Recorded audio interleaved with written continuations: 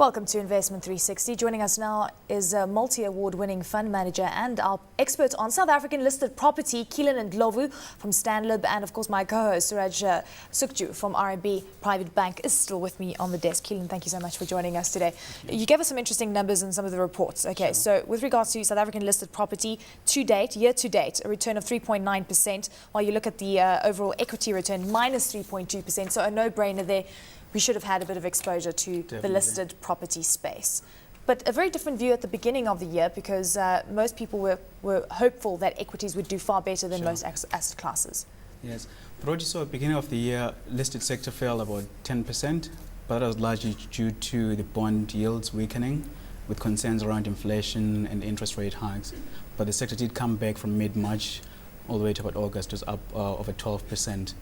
And then just weakened a bit in September due to weakening bond yields as well. So one thing to watch out for is the direction of the bond yield.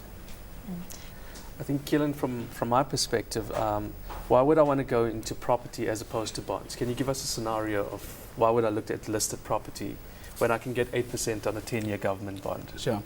Well, you're right, gives you 8%. And if you invest in listed sector, you're getting 8.4% forward yield. So the bond, let's say if you invest in a 10-year bond, you're getting a coupon of 8% every year till maturity, but property will give you 8.4% year one, and that 8.4% grows every year. What distribution growth are you looking at within the overall sector, let's call it? In the next 12 months, you're looking at about 5.5%. So that 5.5% compensate for the risk you're taking in investing in the property sector as opposed to just going directly into a bond? Definitely. You want to Sorry, Eleni. Chat about some of the risks. If I could point at one of the risks being, municipal charges. Yes. How do you see that panning out? Do you see further upside in the property sector? What we've done actually with the outlook, we've reduced our income growth. We're looking at over 6% initially, but we've cut it down to about 5.5%. So that factors in some of the weakness expected or relative in terms of rental growth. It's difficult for a landlord to bargain for stronger rentals when a tenant is faced with rising rates and taxes. You've got electricity as well, water. So we're not looking at amazing rental growth when leases expire, kind of single-digit numbers. Let's look at the property income fund, the Sandler property income fund, and looking at returns relative to your benchmark, which is the South African listed property index. Sure. Over 1 year, you've outperformed by 1.3%, Yes. over 3, 1.6, over 5, 1.6. Sure. Since inception, which was July 2002, only 1%. Yes. This is not blowing the lights out and shooting the lights out, but you are outperforming relative to the benchmark. Sure. Take us through the fund itself. I know that you've got your biggest holding within Growth Point Properties. Sure. Well, actually, in terms of how we operate our fund, we take aggressive bets, and at any given point in time, our fund always has full property exposure.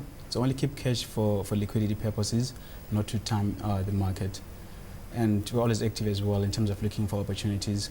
Like Growth Point appears as a big holding there, but we're slightly underweight, so it's relative to the benchmark.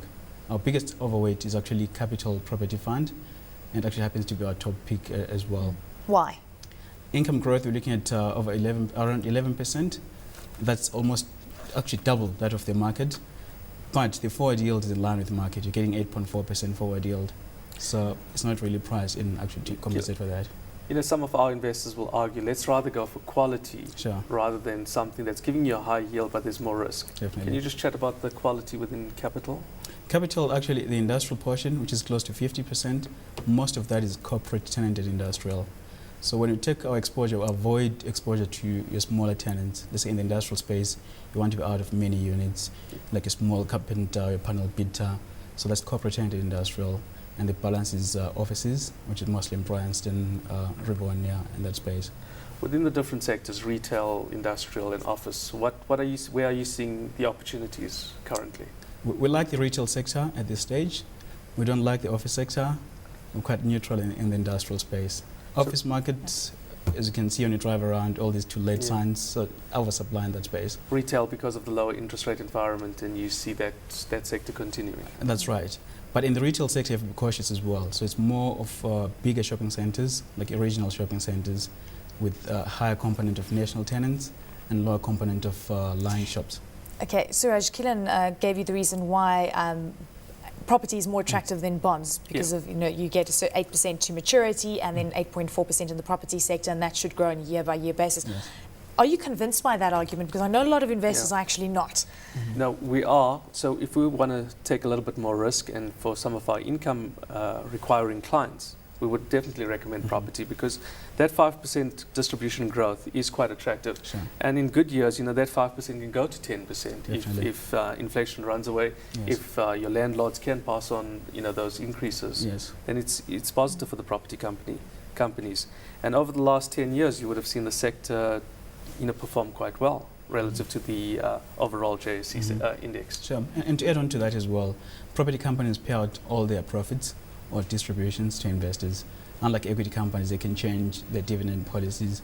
So it's a nice thing about property, and you can actually focus the income growth with more reasonable certainty compared to the equities. We mentioned Capital Property Fund, which is your stock pick. Sure. Other two stocks that you're looking at, Fountainhead Property Trust Yes. and Hyprop Investments. What is the investment strategy behind these shares?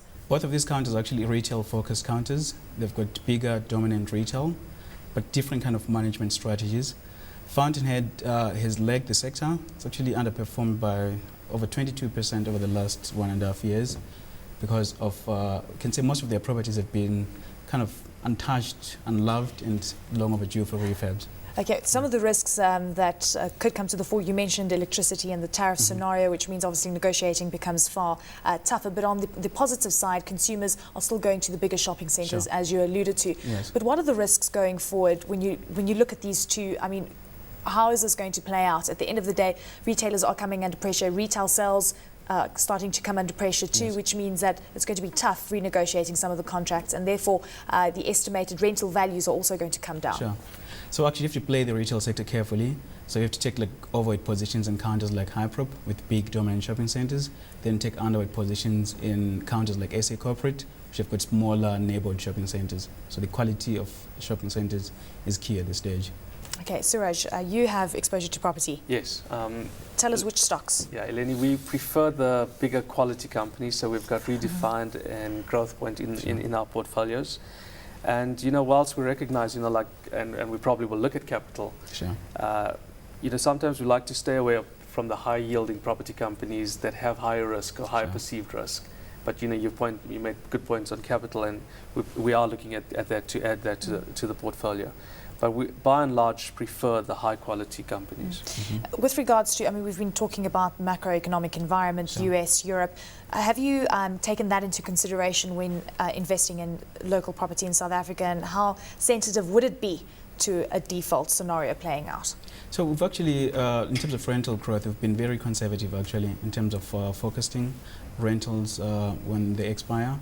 Unlike before, we could, in a good economy, then you could actually get that upside. So, and even vacancies as well, in our models haven't been actually having vacancies actually going down sharply, assuming flat or slight increase in vacancies. Fantastic, Keillen. We have to leave it there. Thank you so much for joining us on the desk. Thank you. Much appreciated. Keillen Ndlovu from Stanlib.